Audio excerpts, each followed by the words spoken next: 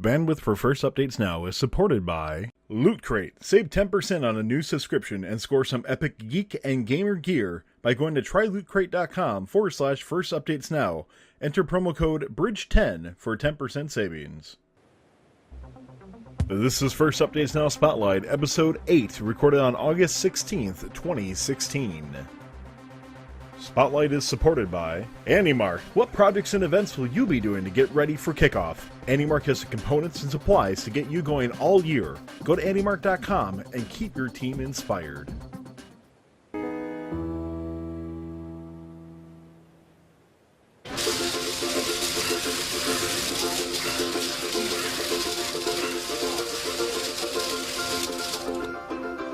Cool, right? Yeah, it's cool, but why are we doing Swerve Drive?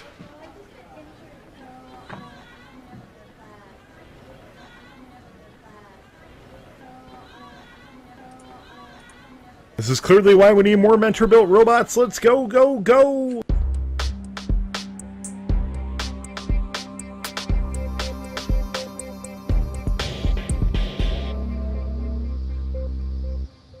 Well, good evening, everybody. Welcome to Spotlight, where we're here to discuss the events, teams, and people that are impacting the FIRST community. I'm Tyler Olds, and of course, joining me, playing the role of the amazing co-host tonight, is Colin Foltz. What's going on today, Colin? Tyler, it's hot and humid here in Indiana, but nothing is hotter than the guests we've got today. Wow, I mean, hopefully you meant that in a, that sort of response, right? So, no, we have some amazing stuff going on today. Do you mind telling us a little about what the rundown is today, Colin? Yeah, we're going to tackle a subject that's near and dear to many in the FIRST community. We're going to talk about districts. Are they the future in FRC? Do traditional regional events still kind of offer the best experience for teams? Who knows? We'll hear both sides of that topic. Yeah, we're very excited to bring you this show today, guys. Many of you have been asking for this. We're glad we can bring this topic into the spotlight. Just a quick show note, too, if you didn't hear our announcement from yesterday, for our live viewers specifically, we're going to have a special post-show with Pauline Taskey to talk about the Fosters episode that aired last night, revolved around FIRST Robotics, and also some discussion on an email that was sent out to Israel that there's a potential they might be going to districts as well. So now I think it might be a little self-serving to just have Colin and I talk about the subject about districts and traditional regional events. So we're going to take a step back tonight and have asked two amazing people in the FRC community to come on and present their opinions on what they think is the right focus moving forward in FRC. So Colin, why don't you introduce our guests? Yeah, absolutely. So our first guest is Tyler Nunemaker. Tyler's a 10-year veteran and one of the founding members of Team 1986 Team Titanium. Currently the head referee for the Greater Kansas City Regional, and as well as a referee all over the place for FIRST. Welcome to Spotlight, Tyler. Thank you guys very much for having me. I'm excited to be here. Awesome. Our second Tyler on the show. Yeah, tonight. this won't be confusing, right? I think we've reached peak Tyler. So we also have Mike Corsetto. Mike, a 16-year FIRST veteran, lead technical mentor and drive coach for Team 1678 Citrus Circuits out of California, and co-author of the FIRST California District Proposal. Mike, welcome back to the show. Thanks for having me, guys. Really excited to be here. Excited to talk about our subject tonight. And always fun to be on the fun show. We're glad to have you back here, man. And before we get into the meat of today's show, it's important to add the disclaimer that both Colin and I are for districts in our own areas. Colin serves as the Indiana FIRST board. So before we start, I thought it'd be good to get a perspective from Colin, being that he's in districts right now, and realize his opinion is his own. But Colin, do you mind kind of letting us know how districts has impacted the Indiana area? Sure. So to me, the goal of the district model is simple. It's to create a model for FRC that allows scalable growth, lowers the cost barrier, and helps build sustainable teams. I think if you look kind of at our main competition, it's high school sports, and that's the model that we should emulate, and the district events allow us to do that. I think the majority of our teams have appreciated the transition. We're still growing. It's been 2 years, and taking feedback from teams and trying to get better. We're certainly not perfect, but I think it gives us, the district model gives us the flexibility to make those improvements that we think we need to. Cool. Thanks, man. And before we get into the debate or whatever you want to call this is a good discussion, right?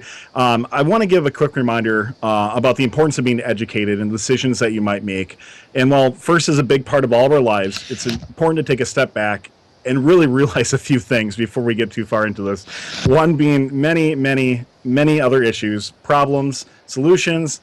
There's so much going on outside of FIRST that should take precedent in our lives. And trust me, speaking on behalf of myself and Colin, who have been in this program since 2001, over half our lives now, this program means the world to us. But there's been a lot of mudslinging, insults, and, well, downright disrespect going on when it comes to this subject and many others that we've seen recently. We're all part of FIRST, and we need to find ways to rise above the level of what we see in politics and media. Another thing to note, too, it's important to be informed on all sides of this to make an intelligent and rational decision. Many of you have already made up your minds, and that's all right. And you might do what you feel is best for you, your team, or for FIRST, but you need to understand the other side no matter what decision is made in the future, and know that others will be both positively and negatively affected no matter what happens. And last but not least, we brought on two great individuals on tonight who have been gracious enough to dedicate their time in FIRST, and apparently I have a fire in my house going on, to this debate. It's straight fire at your house right now. Take two. We'll do take two on that number 3. So number 3, brought on two great individuals on tonight who have been gracious enough to dedicate their time to FIRST and to this debate. There are two opinions, and these don't necessarily represent every possible answer and outcome. So listen, chat it up, and if you're watching live, and most importantly, educate yourself so you can make your own decision moving forward. Very well said, Tyler. I think, everybody wants what's best for the students and the program. We've all been positively impacted by it as students, and that's why we stay involved, at least for me. So let's get going. Each person will have an opportunity to provide kind of an opening statement. We'll ask questions that both candidates have seen and agreed to, many which were submitted by the FRC community. Guests are asked to keep their responses to 1 to 2 minutes, and we will offer both of you the opportunity to provide your opinion if you feel it pertains to what you want to discuss. And not all questions have to, that's okay. Want to note that all questions can be geared towards the guest's specific areas or for all of FRC. So Mike, let's start with you if you want to have an opening statement for us. Great. Well, Colin, you hit a little bit of the scalability with the district model. Now, I think when I was thinking about this opening statement question earlier, the overarching process I was looking at was based off FIRST income model, and the fact that FIRST income is roughly half of it related to FRC registration fees. There's really not a lot that we're going to be able to do in our program to bring the cost down for FRC teams. When you look at it, FIRST is really depending on around $7,000 to $8,000 average between every FIRST FRC team in order to meet their income goals at the end of every year. So when looking at how do we make this program grow, scalability, Jim Zondag brought up a really good point a couple years ago that the registration fees haven't lowered at all, despite the fact that FRC has grown, by orders of magnitude over the last 10, 20 years.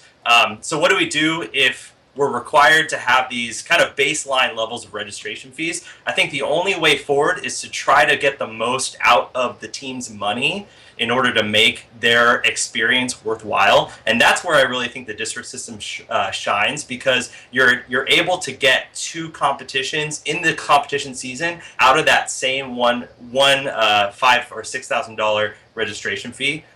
So that's where I really think the power in the district system lies, is you're able to, at a baseline, get more value for a team's money when they're registering with FIRST. Because I think looking forward, there would have to be a lot of restructuring in FIRST headquarters in order to actually reduce the registration costs, and I don't really see that happening anytime soon. So FIRST has found a model that they appreciate and they like, that's other than the regional model, and it provides more value to the teams. So just on that fact alone, I think that's one of the big things that pushes districts for me. So that's going to be kind of the spur of my motivation for districts going forward. I wish there was a third way, some way to just have registration fees get reduced overall. That would just be great. But based off FIRST operating model, I don't see that happening anytime soon. So district seems to be the next best thing. Okay, Mike, thank you.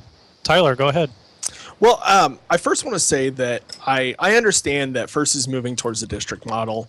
I don't think there's any stopping that, and that's okay. I'm not anti-districts at all. I definitely see a lot of their positives, and Mike and I are going to agree on a lot of stuff tonight. I mean, there's no way around it. However, where I come from is the experience that teams get at a regional and the volunteer effort that goes into putting in districts. I think that those two facets, and I'll get into them later, are very important, obviously, to competitions and can really affect things. And no matter what happens, when my area goes to districts, I'm not going to stop volunteering. I mean, I'm gonna stick around with the program for as long as I can, or as long as they'll have me. And no matter if it's a regional or a district, the game remains the same. So my ability or inability, depending on what side of the call you're on, to ref remains the same for the most part. All right, well, thank you both. Let's get into some of the questions that we have for tonight. So starting out, Tyler, finding good key volunteers to the event, which you talked about, or even volunteers at all, is a monumental task. So starting at regional level, what can we do to improve or even any event, what can we do to improve the process of getting good volunteers and key volunteers at any sort of first event? Well, yeah, you said it. Volunteers are tough to come by, especially good ones that stick around for a while. This past year, I had an instance to where it came down to the last second, and I was having to rush around to find a referee to complete my crew. Thankfully, I was able to find one. But that's only myself. I can only imagine what volunteer coordinators for the whole event are going through.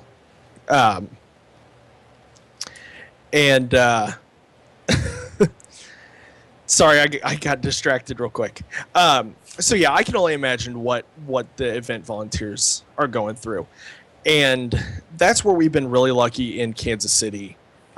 We've had a lot of teams in the area that have extra students that are able to volunteer. And most of the time we fill up whatever spots we need with students. But with those students being last minute, there's often not very much training, and with some positions, that's okay. You don't need a whole lot of training to work the safety glasses desk or even field reset. I mean, there's not quite as much that's involved with that, but that still limits the amount of positions that we can fill in. So I think what could happen, or what would help, would be for a requirement for teams to offer a certain number of students or adults to help volunteer. If the regional knows going into it that, or even the district, if they know going into it that you're going to have so many student and adult volunteers from teams, then that's going to alleviate a ton of the issues. All right, well, Mike, looking at a district level where you need over twice as many volunteers, including key volunteers, how do you tackle that issue moving forward? Yeah, and I think Tyler's point was great, and I think we've seen the ways that has paid off in certain districts. I can't speak from personal experience, obviously. I'm in California, but I have heard a lot of very good things about like Michigan's model of requiring 2 volunteers from every team. And what I've seen there is a very strong culture of volunteering, where I think a lot of alumni, maybe from California, I can't, obviously this doesn't speak for everybody, but for a lot of alumni coming out of our teams, volunteering isn't really the first thing that comes to mind for them. And maybe that's just the way that we've approached volunteer recruiting for the last maybe 10 or 15 years, but it just doesn't come to mind for most alumni. Going back to a team and mentoring is probably the first thing that comes to mind. And the great thing is, most people on teams can do both. They can mentor a team, they can volunteer, and even if they don't feel like they have the time to mentor, volunteering is a great option for people who maybe they're in college or they're working as a professional and they just don't have the time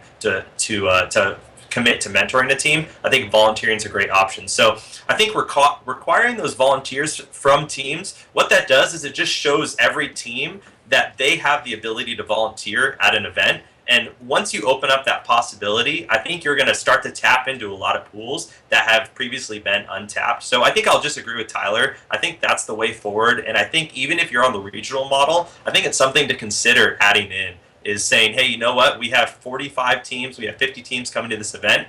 Let's require a volunteer from every team. Maybe not two, maybe just one. Right? If we require one volunteer from every team, we got 50 more volunteers. Maybe a couple of them are mentors who have been around for 5 or 10 years. Those are perfect candidates for maybe jumping right into a reffing position, definitely jumping into a robot inspector position, and you might even get a couple KVs out of it after a year or two. So I think requiring teams to volunteer should be more of a standard for both regional and district level events. Great, thank you both. So, Mike, one of the talks one of the key points that comes out of district proposals is that you get more play. You brought it up. But not all teams are able to find the resources to go to multiple events. I know that's something that we have to deal with here in Indiana. Or just find that they don't like the multiple event stepping stones that you have to do to get to the World Championship as appealing as potentially going to one event and qualifying from there. Kind of what's your response to teams who see that as a new potential issue with districts? Yeah, that's really a two-pronged question. I think the first prong of that question with actually seeing more expenses with travel, I think that's a very real problem. And I think I definitely think with each district that transitions, those groups are going to be in the minority. The exception might be Texas, just because it's so dang big.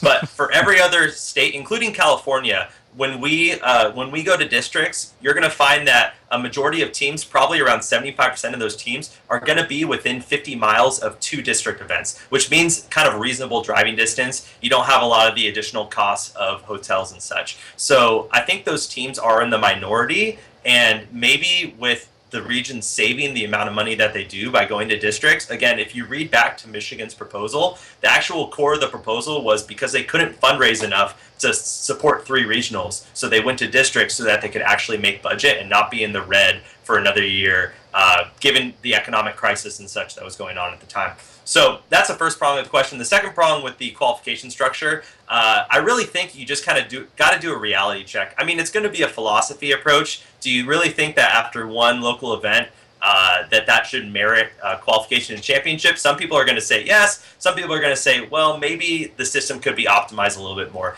And you see that model in other competitions, in VEX, in FTC, in FLL, in VEX IQ. They all follow the qualifier event, either state championship or super regional or whatever FTC calls them. And then those are the ones that qualify for world championship or other high caliber events. So I really think we in FRC need to kind of do a reality check and say, hey, you know what? There's really not much about our event that makes us different. In fact, maybe we should be more like a rigid high school qualification structure system than we are more of an expo. You play once and you might get to go to a world championship event where the best of the best are playing. So that's just my philosophy on it. People are going to disagree with that mentality, but really you don't see the model that we have in FRC emulated anywhere else, even in competitive robotics, let alone in the rest of the sports world, which we're hopefully trying to emulate and be as prevalent as sports are. So prevalent? I just pronounced that totally wrong. Yeah, sorry. My 2 minutes are up. Thank you. Thank you. Tyler, any response? Yeah, I mean, I got to agree with Mike on pretty much everything he said. From a financial standpoint, with the buy-in or the initial fee with districts, it's impossible to argue against the value that they provide. And I mean, you're getting oftentimes double the number of matches or more at a regional for the same price. Now, granted, in my area in Kansas City, it's a little bit, well, I guess I shouldn't say it's more spread out than California. It's definitely not. But there are some teams that come to our regional in Iowa and the western side of Kansas, area and Nebraska, areas where they don't really have a regional close by. And so with us going to a district model, those travel costs for those teams are definitely not insignificant. The odds of them having a district event close by that they could go back home for is pretty small with how many isolated or relatively isolated teams there are. And then add on top of that the cost to get to district championships, because again, that'll be held in a bigger area where those teams that are spread out, they have trouble getting to, and so that's more travel expenses for them. And for some of them, unfortunately, they'd have to make the decision on whether they could afford to go to the district championships. And if they have to make that decision, then even if they could go to district championships, world championships would just be out of the question for them. So just kind of a follow-up too, one of the things that I think about with Michigan is I think about the teams that were up in the UP, so the Upper Peninsula of Michigan. When they first started out, it was actually closer for teams in Michigan that are in the UP to come to Wisconsin and compete than what it was to actually drive to the lower half of Michigan. And one of the things that comes up in my head is I wonder why the district rule right now is, why do they take the two events that they play? Why not just take the top event, which would give the potentially teams much more of an option just to compete into one? Who's that? I don't know if anybody knows the answer to that. That's what I'm saying. You know what? I think it gets based around the numbers that really Jim Zondag and his crew that came up with the district model. I mean, they came up with that thing 9 years ago now, and they did a numbers-based analysis on how do we think we're going to get the most accurate ranking of teams so that we can do some sort of point system that could qualify them. And I think they saw that two events gave them a good data set that they could then rank teams by, rather than having a one and done, one bad event and you're out. I think that's probably the reason for the two events. But again, we haven't really seen any region try to tweak that model. And I think I think that part of that is for good reason. That's trying to set a new model for a region when already there's all these things that you got to figure out by going to districts. Adding one more complication to the mix of saying, and by the way, we're going to totally change up the number system and make everything our own system. I mean, now you got to get first to buy into a totally new thing that may be a complete train wreck depending on how it turns out. So I think that's probably why we haven't seen that or seen that. I think maybe more of my, and that's a great response. I think kind of more of my question was like, do districts have, and this is me not knowing what power districts have, are districts allowed to make those individual decisions, or is that kind of mandated within all the districts?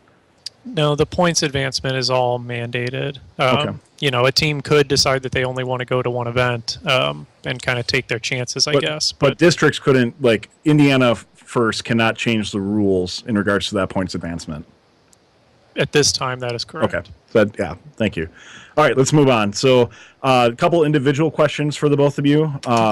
Mike, starting out with you, as you look at the transition, your proposal to go to districts in California, that require a lot of big changes, and let's talk about staffing. So what happens to the regional directors in California, and what does the staff structure have to look like in the California to actually run districts there? Yeah, that's a great question.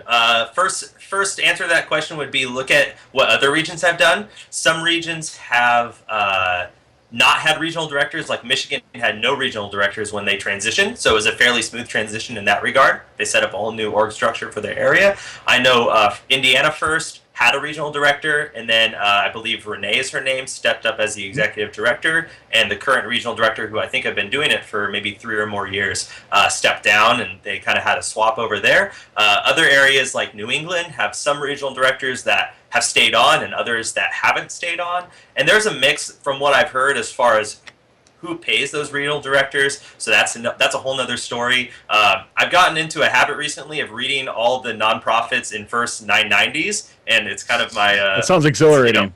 It's what I do when I can't go to sleep at night, is I read 990s. Yeah, it's very interesting to see the financial structure breakdown. I have to revise a couple of the financial estimates in my proposal to incorporate like benefits and travel expenses and stuff like that for a district our size. What the California structure would have to look like is there would have to be 1, maybe 2 executive directors and those would be around, based off the size and our income, probably around $100,000 to $120,000 salaried positions, and then a number of other part-time positions to support the area. Essentially, roughly the same amount of FIRST staff that we have right now in our region, and that's actually a fairly large portion of our overall budget, about 40 or 50%, based off how I estimated it. And when you look at other nonprofits, that's roughly what they're paying. They're paying around 40 to 50% of their income is going into staffing. At least that's true with FIRST and RECF, and Indiana FIRST is a little lower. I'd have to go back, but that's roughly what it would look like. So you would hopefully maybe take some of those existing staff, bring them over, but there are additional capabilities and talents that are needed for running a district that are necessarily different than a regional director position. So, Tyler, one of the things that comes up when you talk about the difference between districts and regionals is the flair, right? The show aspect of it. I guess what advantages do you see there that you get at a regional versus a district, or even a lot of district championships? Indiana's district championship isn't flashy by any means. What are the advantages that you see in having that level of show at an event? It's an unfortunate reality in FIRST that not all teams have all the resources that they need, and so a lot of them can only afford to go to a regional or maybe even their two districts. And for those teams, that regional is what their entire build season and their entire year has been building up to. So what I want to do is give those teams the best possible experience in the atmosphere that they can have, and that's where regionals really shine. You get the professional lighting, the sound, the equipment. You get energy from hundreds of fans watching you, even more, and so that energy will just keeps them excited about FIRST and about STEM and hopefully keeping them going down that track for the future. My first year, as it was our team's rookie year, we were not good as many rookies are, and so we went to the regional, and the atmosphere there, even though we weren't a very good robot, we still had a ton of fun, and it's infectious, the kind of energy that is shown at regionals. And I know that energy helped myself and a bunch of my teammates be convinced to come back and do it year after year. I'd almost be afraid that a first-time student would see that maybe they'd watch matches on YouTube or something and see the high energy, and then they go to their first district event and it'd be kind of, for lack of a better term, boring relative to what they saw. I'd almost be afraid it would discourage them. But I'm not saying that's true at all. For a lot of people, they just building the robot gives them that passion. But that's where regionals really shine and get in that atmosphere and everything that goes along with it. Yeah, and that's one of the things that we're trying to do in Indiana is figure out a way to remain cost effective and keep that energy level there. Add maybe some of those aspects back. Mike, any response there or anything to add? No, I mean, I think I'll totally agree with Tyler that the pizzazz and the scale of some of these regional events is just really awe-inspiring for high school kids. Frankly, and I think it's just amazing. I think that the issue with that I take is a lot of our regional events, especially in California, are in high schools. So they're essentially glorified district events. Almost half of them are right now, and we expect a couple more to become them next year to cut costs. So, that it's not a benefit across the board for the regional system, but I do agree that a big venue can make an impact in a kid's experience. And that's, again, we're talking about the students and what's valuable to them. And so I'll agree with Tyler that big venue can make a big impact on a student's experience at an event. All right, let's move on to another subject, advancing for championships. And we know there's a little bit different structure for both traditional regional events and district events. So Tyler, let's start with you. What do you view from a regional perspective? What positives come from advancing teams to championships based on the traditional regional model? Well, the main advantage that I've been able to see and figure out is that at the end of 3 days, whether for sure you're going to go to world championships or not. Let me rephrase that. If that's your only regional, then in that case, you know for sure if you're going to championships or not. And so that gives teams extra time in order to fundraise and prepare for championships for whatever they might need to do with their robot. And that's helped even more with early regionals. Even later regionals in week 6, they still have a week plus to figure out their money and transportation and lodging and that sort of stuff. It's still extremely difficult in that time frame, but it's better than a week 7 district championship where you have 2 to 3 days to figure out how you're going to go to championships after performing in district championships. I mean, that amount of time is I haven't had to do it before, but I can imagine that's near impossible, especially with how many teams go and how many rooms are taken up. I would imagine that would be extremely difficult to figure out. And so that's where I see regionals really having a strong advantage. And real quick, just to add, Mike, before we get to it, I think part of that with the travel thing, I think FIRST really needs to take another look again at their travel system and how they handle hotel reservations and everything, because they pretty much encourage teams to just book no matter what, even if they're qualified or not, and then release the rooms later, and that's probably not the best case. But Mike, what can districts bring to the table that regionals cannot when it comes to championship advancement? Yeah, I think we talked about it a little bit earlier, but I think the points-based model is kind of it's the logical model for evaluating team strength and then rewarding the teams that are the strongest in the area to go to the World Championship.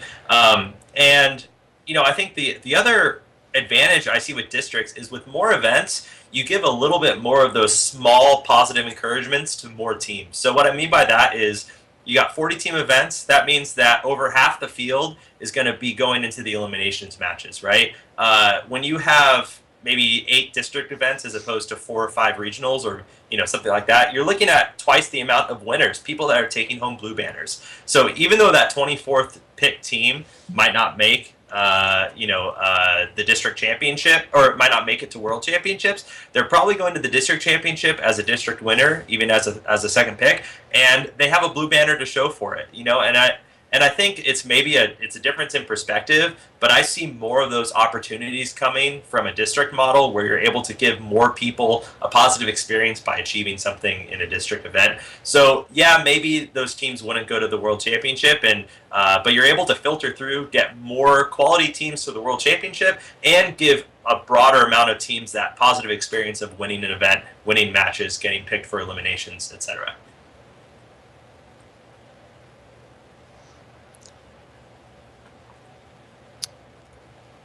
So, sorry.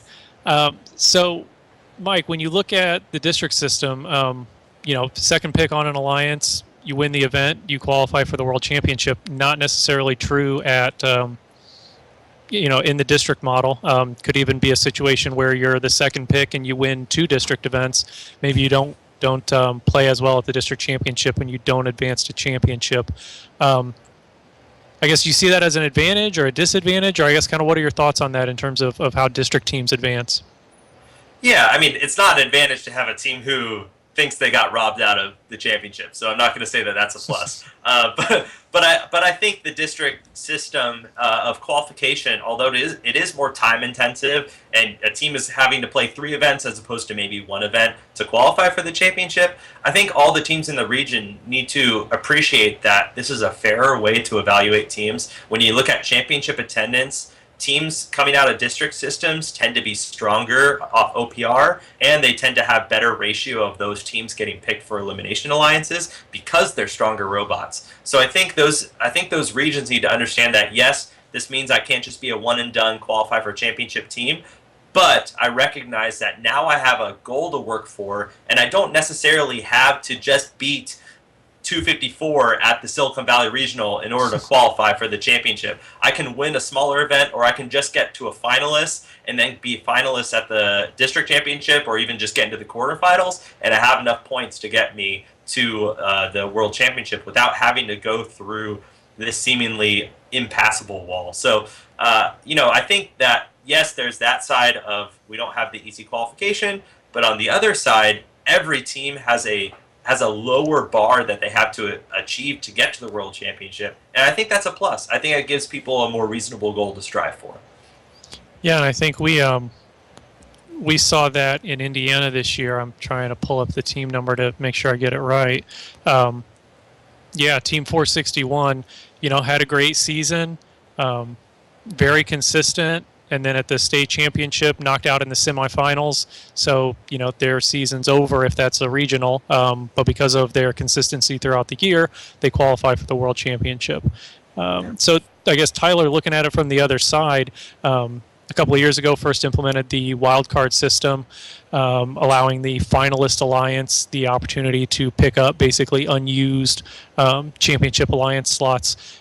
Are you an advocate for the wildcard system? Do you support it? And do you think that the finalist alliance and working way down from captain, first pick, second pick is kind of the best way to award those wildcards? Yeah, I like the wildcard system. I think it was a really good implementation, and it was a good way to open up spots for teams to go instead of having those spots be wasted away almost. The finalist alliance, I think, is a good way to do it. That would probably be my first pick for how to do it. So you've got obviously an alliance that performed well in elimination matches, and then odds are they had to have performed well in qualification matches for at least the captain of the alliance to be a captain and be able to pick their alliance. So anyway, I think the finalist alliance is a good way to do it, and you've got a clear order of, if you have multiple wild cards, what order they go to. My second choice for how it would be decided is based on your ranking at the end of qualifications, for those teams that aren't going to region or going to championships. So say the number 2 team lost in the finals, they would get a chance to go, and then the number 3 or 4, so on down the line. I think that would be another good way to do it. The other possibility would be to possibly incorporate the Chairman's Award runner-up into that. Chairman's Award is always touted as being the most prestigious award given out at a regional. So I think you could also make an argument to where maybe the runner-up or the second runner-up of the Chairman's Award is just as deserving of a spot at championships, and they could potentially get a wild card. That doing it that way would be much more complex, but it is an option, and with as prestigious as that award is, I think you can make a case for it. All right, well, let's take a short break from our debate today to thank our sponsor, really the people who, enable us to do this show, and that's AnyMark. Yes, our tried and true friend and supplier, and it's summertime, which means new products are being released. Let's check out one of those. It starts with the new and improved 8-inch Mecanim wheel set. This improved wheel has improved capacity, lower cost, and better interfacing ability than its predecessor. These wheels come pre-assembled and shipped ready to roll. Use them for your drive on your CompBot or in demonstrations to utilize these in my favorite function as part of the intake of your robot. Love the Nightcrawler's robot with those Mecanim wheel intakes. And if anybody didn't see that clip from the Fosters earlier, I love that little jab at Mecanim for the past year. Good stuff there. And speaking about improvements as well, here's an awesome one that has been in high demand. Churros are back and now available in anodized red, blue, or black to dress up your robot. You gotta love that, right? Churros are very versatile and, quite delicious if you think about it, and I probably wouldn't recommend eating those, but don't forget that with churros, no tapping or threading is needed. If you need all you need to use is a thread-forming screw, and you're good to go.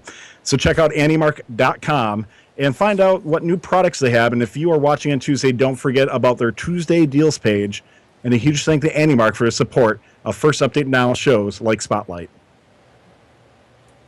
Love Andy Mark. Thanks for supporting the show. So let's keep moving and now talk about inter-district play. I guess maybe one of the most contentious parts of the district model with the way we're currently set up, some teams in and some teams out. Tyler, do you think that traditional event teams, teams that are not in a district area, should be allowed to compete in districts, and should district teams be allowed to compete at regional events? Overall, yes, but with some restrictions. Starting off with traditional teams, I would say they could play in a district if you want. However, they have to follow the same waitlist rules that inter-district teams would follow. They would be put at the end of the line, and then additionally, I think they would have to pay the full amount that they would for any other regional. And I would say the opposite. And one more fact to that. I don't think they should be eligible for any awards that are given out there too. That'll affect the point system, and so having those restrictions on it, I think would still allow traditional teams to play. And the opposite is true. If you want a district team to come play in a regional, they can, but again, they need to be put at the end of the wait list, so that way you have regional teams that are put in first ahead of them. I think it might work well, or might work in general, to where that regional must be after their 2 district tournaments too. So that way, well, no, let me rephrase that. Never mind. Let's not do that. Now that I'm thinking about it, when I was typing stuff out, I'm like, oh yeah, this sounds good. As I'm talking it, I'm like, nope, That happens a bad sometimes, idea. doesn't it? Yeah. But Hey, Tyler, I just want to clarify. Did you say that for regional teams who attend district events that they should pay a full second regional cost to attend, or the third play event fee? So should they pay $1,000 or $4,000 to attend I an think intra-district? they should pay the $4,000 Sure. to attend. And the opposite is true for a district team, or the same is true for a district team playing in a regional. They need to pay the $4,000. The reason I thought of those is that kind of prevents teams from going into districts and leaving their district. So that way it just financially doesn't make any sense. It tries to keep teams kind of separated into their own formats until everybody can move to a district format overall. It doesn't completely prevent them, but it's still cost prohibitive of it. All right. Thank you, Tyler. Thank you, Tyler. Mike, same question. Great. Okay, so first part of the answer to the question is yes, I think that regional teams should be able to compete in district systems. And no, I don't think that district teams right now, with the supply demand of regionals, should be able to compete at regionals. But I'm going to put on my tin hat and then give you the reason why the system is the way it is right now and why I don't see it changing. Okay? So let's talk about district teams competing at regionals. Additional plays for regionals cost district teams $4,000. And that $4,000 goes directly to First headquarters. That does not go to the regional event. So from First perspective, they want every one of their regionals to be filled to the gills, and especially with teams doing second plays, because that's not an additional kit of parts, but it's an extra $4,000. And First depends on those extra registration fees to come in. So that's perspective number one. You will not see district teams be excluded from regional events because they want anyone who wants to fill up a spot to fill it up and get an extra $4,000. Second option, regional teams playing at districts.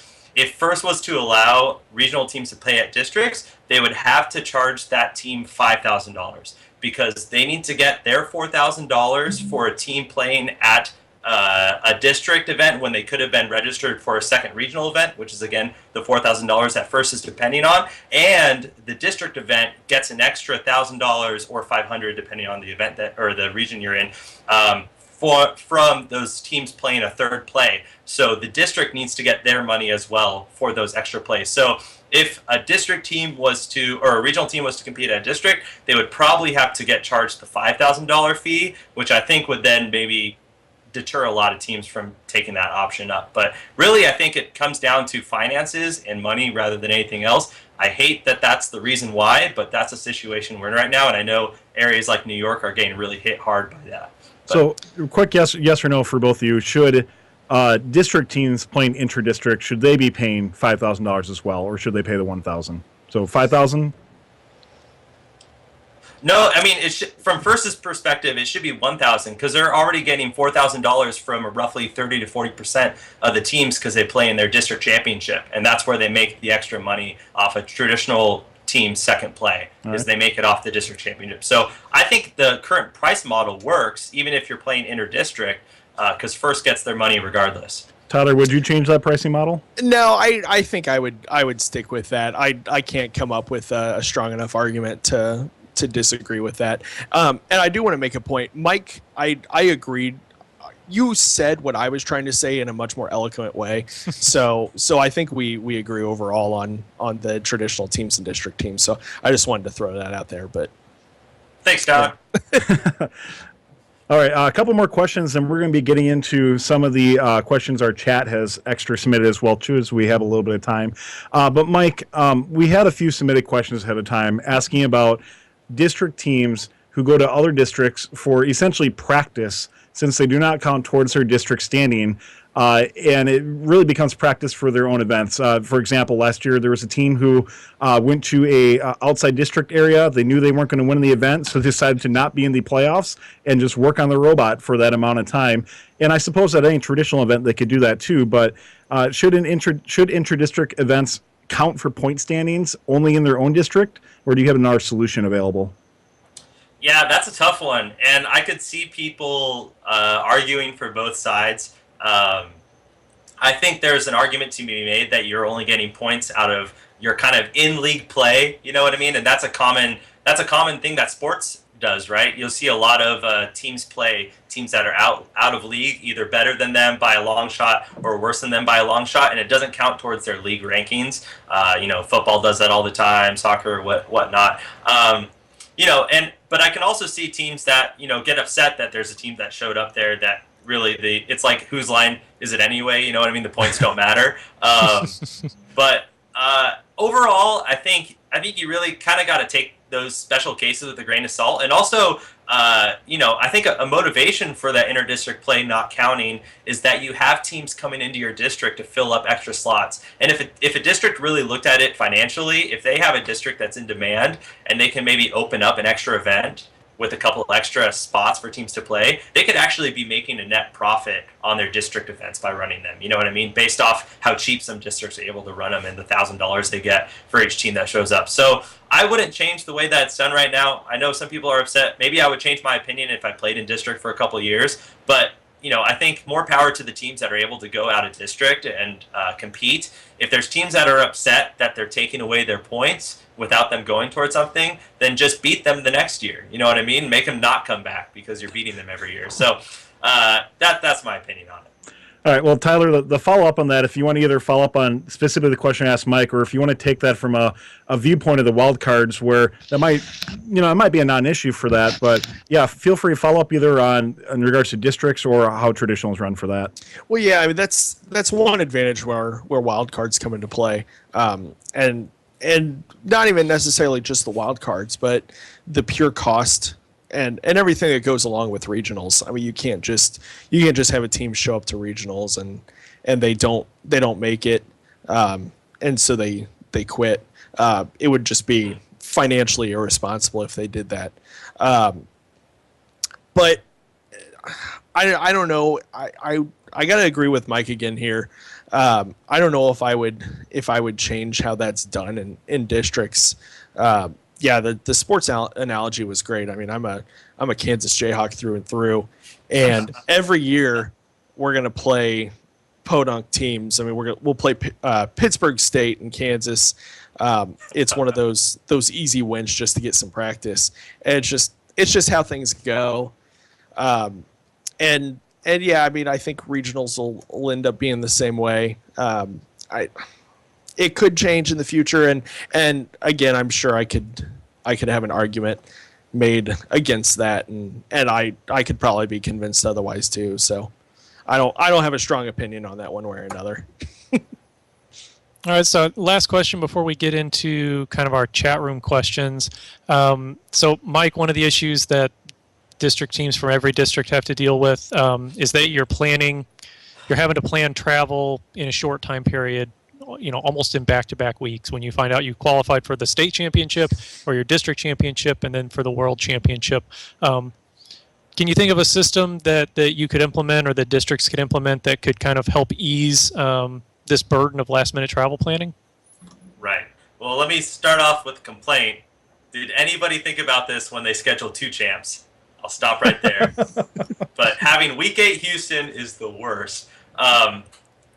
Beyond that, I got a lot of good feedback from some Pacific Northwest teams and the challenges that they face. They're even more remote than we are in California, and they've had to deal with this for a number of years already. They do a couple of things that maybe other people aren't aware of. So for the purpose of spreading information, the Pacific Northwest organization will book some flights for teams to have available when those teams qualify. Based off the feedback I got, there's a percentage of teams, it sounded like maybe around 25 to 40% of the teams that qualify eventually that kind of know they're going to qualify after their second district event. They know they have a strong enough robot and team that they can start to make the financial investment into flights, which if you're buying a month or 3 weeks out, you're still getting a pretty good price for tickets. It's when you're like within 2 weeks where it starts to get a little steeper. The other thing that they mentioned is hotels can be booked and then released much easier than maybe tickets. So that's half the equation that can maybe be alleviated by just teams knowing about their options beforehand. Like, hey, if you really think that you're going to qualify, even if the points don't look so good right now, you could book hotels and just wait on flights and cut some of the extra costs that you might see later if you save all of your event planning for the end. And what district points do is they give you the opportunity to see where you stand versus the competition ahead of time, which for a week 6 regional playing team, that may be their only event. They have no idea where they stand going into their only regional. So it's a give and take, and I do recognize the last minute planning that goes into a DC district team qualifying for champs. But I think there's some creative ways to mitigate the cost somewhat, although areas like us in Pacific Northwest being, there's no West champs yet. It's just North and South, which means Northeast and Southeast, I guess. We're going to be hosed no matter what on travel costs. So. Oh, you kind of have Chessie champs. That's kind of like 2 champs now, isn't it? Hey, yeah. Two all-star? North and South, yeah. Yeah. So, Tyler, same question there. Any thoughts on ways to ease that burden?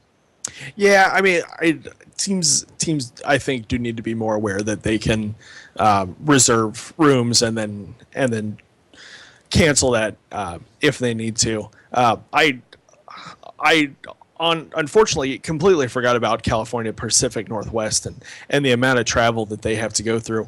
I'm really lucky, and I was really lucky when I was on a team that travel was fairly easy to book, and that's especially the case now, only having to go from Kansas City to St. Louis.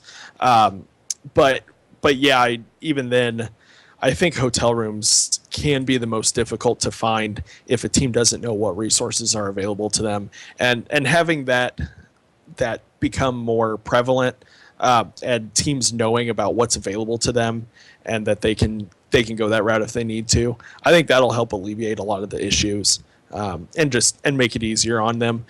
I honestly can't remember exactly how it works. If a team reserves a room, do they do it through First and then First pays for it, or how does that work? Because it's been a while since I've had to deal with that, so I can't remember. Do you guys know? I mean, what was the question again? I'm sorry. If a team thinks they're going to go to championships and they reserve a room, does the team front the money, or does First front the money for that? Okay, so yeah, what happens for that, if you book through the whatever Experience is called now, whatever the First hotel booking site is, you have to put a card down on reserve for it, but it isn't charged until there's a certain cutoff date, which is something I wanted to bring up, is I believe the cutoff date is the second week in April. I think last year was like April 12th, which might be after some of the district championships for it. But yeah, as long as you cancel before that, you don't have to have like a $10,000 limit for it. You just need a card to reserve it, essentially. And then once you actually go to pay for it, then you do that. But I mean, it's just, yeah, you just set it down as reserve, which the only thing that I bring up is, I mean, why the hell doesn't every team just do that? If they think they're going to have any sort of reasonable shot, which is practically every team, have an opportunity at championships, there's nothing stopping 3,200 teams from just booking hotels for championships right now. Oh yeah, absolutely. Well, and then that could even lead into first maybe working out a deal with certain hotels in the area to where I first could approach these hotels and say, hey, and this weekend I'm going to guarantee you absolutely full capacity. What kind of rate can you give me? Well, and that's what Experian does. The booking service. Is that what they do? Okay. Yeah, I apologize. No, you shouldn't because it's a huge pain in the ass. So Okay. it's the whole That makes me booking feel service through that they use has been nothing but a nightmare for me for every single year out there. So Okay. No, but, Alright. but Hey, Tyler, first- honestly, how do you really feel about it? yeah, exactly what I Hey, did. Tyler, but First made $1 million off hotels last year. So, Yeah, and or by the a way, couple they years make ago. money It's off probably the more regional now. ones too that you now have. So, Yep. which means we book our regional hotels before the hotel region starts to suck them all up. Like we try to book them as far ahead of time as possible, which isn't always possible, but you're paying an extra $10 a night that's going to the regional, and that's fine if you don't mind funding the regional extra money, but that is what's happening. Good to be transparent, right? Moving on, unless you guys say anything else about that. No, I'm good. All right, that's my soapbox rant then for the day. All right, let's take some questions that our chat room submitted, and I really haven't had too much of an opportunity to filter through these, but we'll do our best. So the first question, and Tyler, you can start out. Actually, I think Mike would probably be a better start out response for this. So CM Brandon asked, how does regionals versus districts events affect sponsorship? So if you go from a regional where, one of the big sell points was the big kind of hurrah pizzazz that you can bring sponsors into, do you still find the same effect at a district event, or how does that affect fundraising money for districts even? I gotta be honest here. I can only hypothesize. Hey Mike, you got robotic on us there. I'm robotic. Yeah. Hear me now. Is it still weird? No, and you're echoing now. Oh man. That's right, Tyler. Do you want to take the question in regards to how you feel about that? All right, can you repeat the question? I was Yeah. distracted by the robot voice. So, if you look at regionals versus district events, you have to fundraise money for events, especially regionals. I know in Wisconsin we fundraise upwards of $150,000 a year for that. In districts, you also have to raise money as well too. Do you find that there's a difference between the two events? I can't give a good opinion on that. To be honest, I don't have any experience in districts. Or the fundraising process in regionals here either. So, unfortunately, I don't think I'm quite qualified to give an answer to that question. Oh, that's all right. Mike, are you back with us? Do I sound like a robot still? I would just unplug your mic and plug it back in and see what happens. Colin, do you want to input? Yeah, I can talk about this a little bit. So really, it comes down to two things. You look at sponsors that are, at least in Indiana, sponsors that are willing to be statewide sponsors, donate money to the Indiana First nonprofit to be distributed through all of the events, and we've got a few of those, and they're recognized at all of our district events.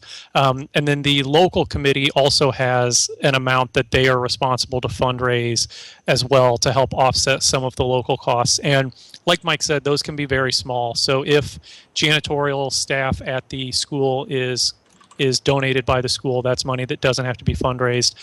If the school donates their venue, which a lot of our schools do, that's money that doesn't have to be fundraised. So really it's taking sponsors and figuring out, okay, do they want to continue to be tied to a specific event, or maybe not a specific event, but a specific event in a region, or do they want to be more of a statewide sponsor? And that's really where the staff of the district area come into play, is working with those sponsors to make sure that their intent is captured, that they're happy with where their money is going, and that they see that return on investment.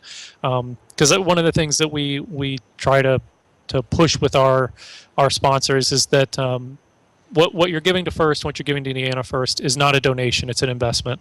And if you can think about it as an investment, and we can show you how it's a good investment to make, it's a lot easier to justify it year after year when we come back asking for more money. Yeah.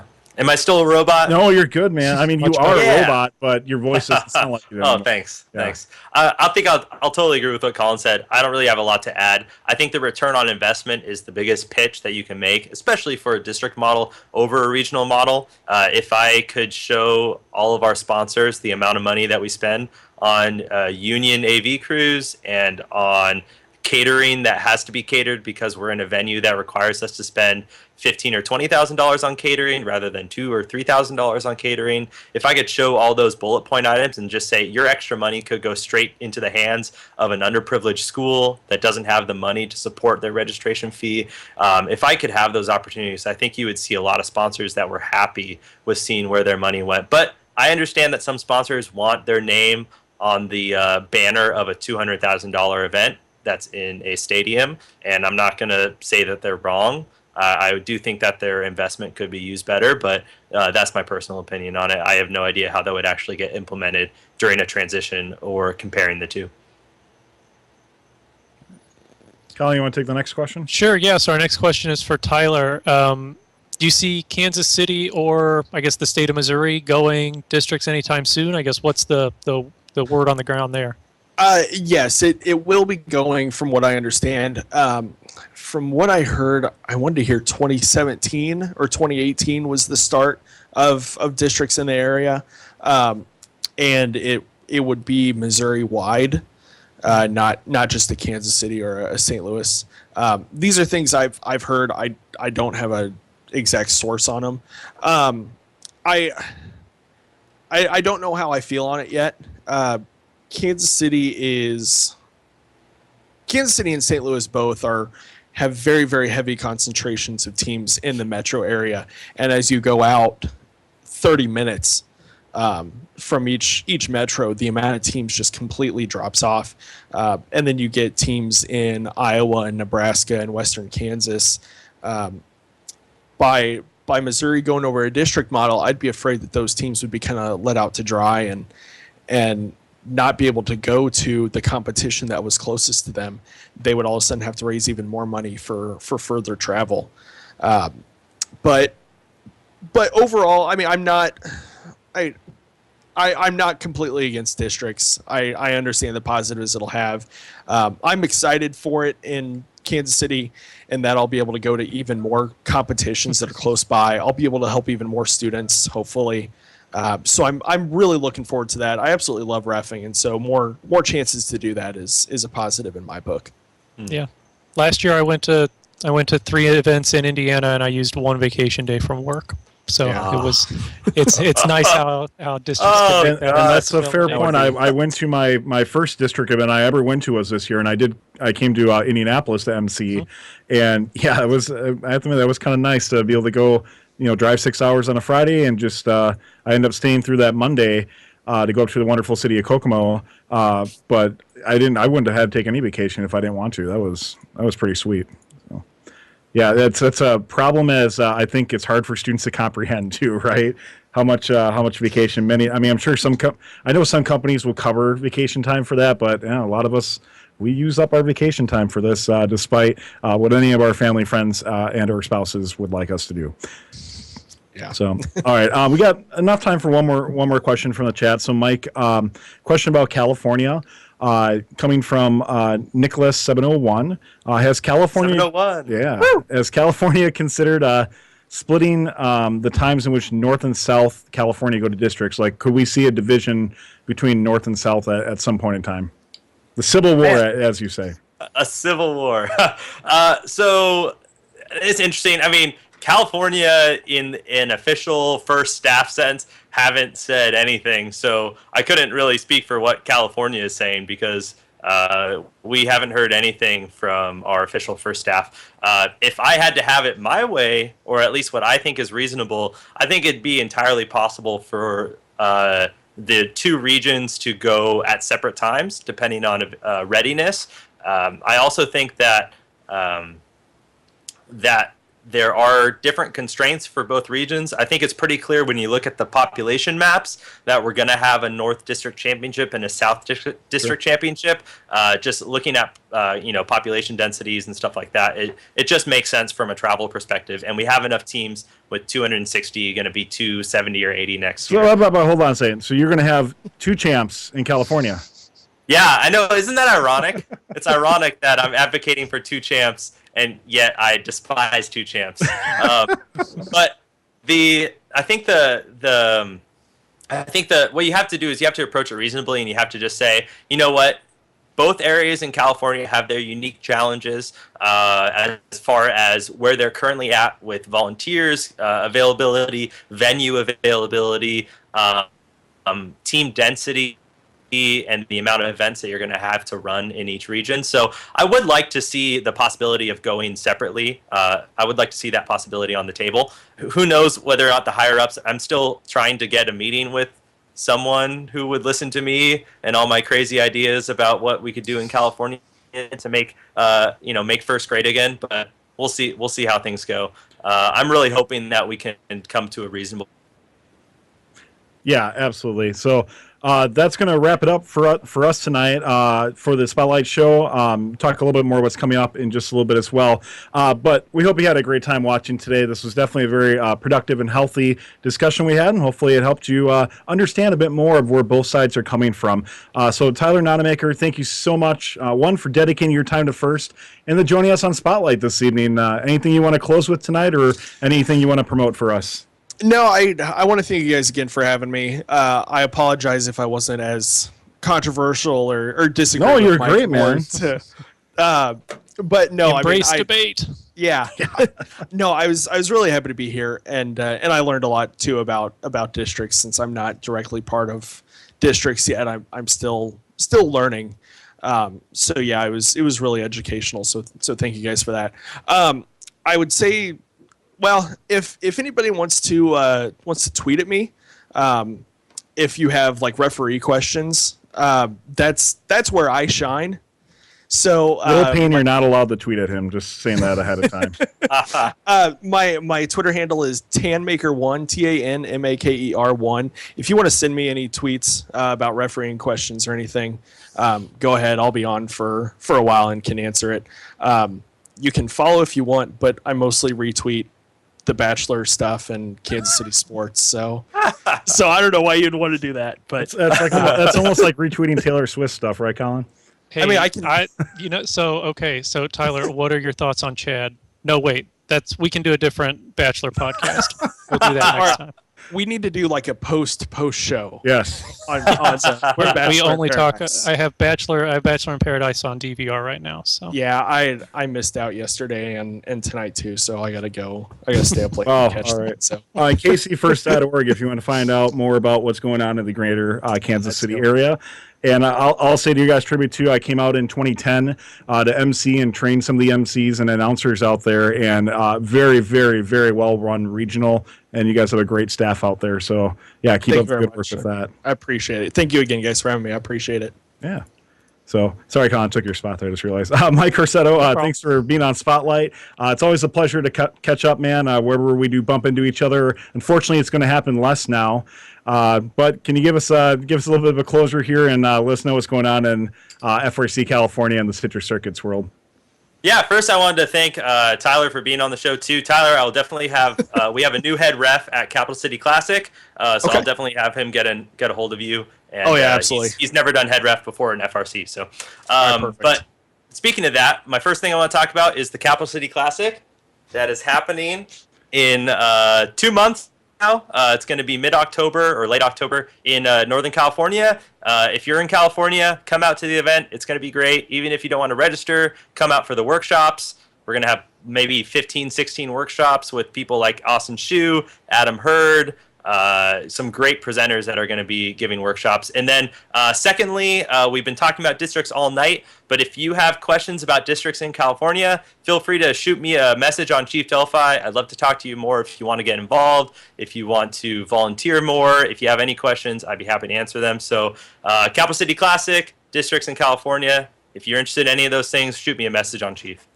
Hey, and for Mike too, if you haven't had a chance, go on Cheap Delphi and read the Rev 2 of the district proposal. Regardless how you feel, it's a very good read and very well put together, Mike. So kudos to you and the rest of your crew who did that. Thanks. I had a lot of people helping me out, including Colin. So, yeah. Happy to help. Hey, Tyler, can I add one more thing? Yes, real quick? for $1. I can. Done. You got two. All right. I almost forgot about the Cowtown Throwdown off-season competitions coming up in Yeah. October. So if anybody's got questions about that, let me know. I'll be the head ref there, so if somebody wants to come up to me and talk, I'm always open to that. Or if any teams want to come by and just watch or hang out, whatever, that's always a fun event, always well done. Very cool. Thank you. Yeah. Colin, what's going on with you in the coming into the FRC season and with the Indiana Planning Committee? Any big things coming up or anything you want to talk about? Yeah, we just sent out an RSVP to all of our mentors. We have our yearly mentor meetings that the board of directors puts on to kind of give a presentation on First in Indiana to our mentors and also gather their feedback. It's a great time to talk.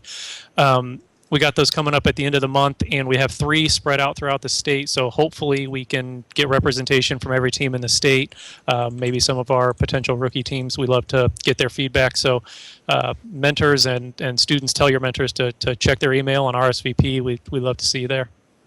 Awesome. Also, a big thank you to our producer, Nick Olson, working behind the scenes, doing a great job presenting this show today. Regardless of any fire alarms or robots that we might have had today, thank you so much, Nick, for sticking with us and making sure the show runs smoothly.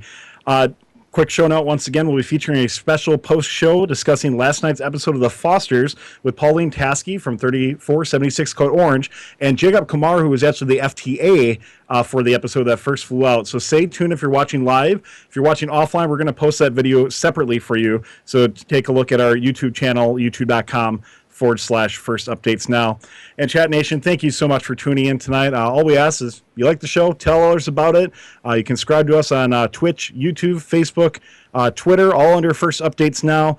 And you can also find us on podcasts under iTunes and on any other podcast software you might be using. We do have a newly designed and hopefully hacker-free website at firstupdatesnow.com that is up and running, so take a look. If you'd like to leave us feedback, you can email us at feedback@firstupdatesnow.com. We're delighted to hear your ideas and how we can grow our shows, and we take every single email you send us, and we try to get back. We do get back to everybody and do take that feedback to make the show even better for you. We'll be having a recap show in September, so stay tuned. The date's not finalized yet, but we'll either be previewing or recapping Chessie Champs moving into September. So on behalf of myself, Colin, Nick, I'd like to thank you for tuning in. Thanks once again to Tyler and Mike for being awesome, amazing guests. Probably one of the best shows we've ran here so far, and all of our moderators on chat. Good night, everybody, and we'll see you next time on Spotlight. This has been a First Updates Now production. Visit us at firstupdatesnow.com or find us under First Updates Now on Facebook or Twitter.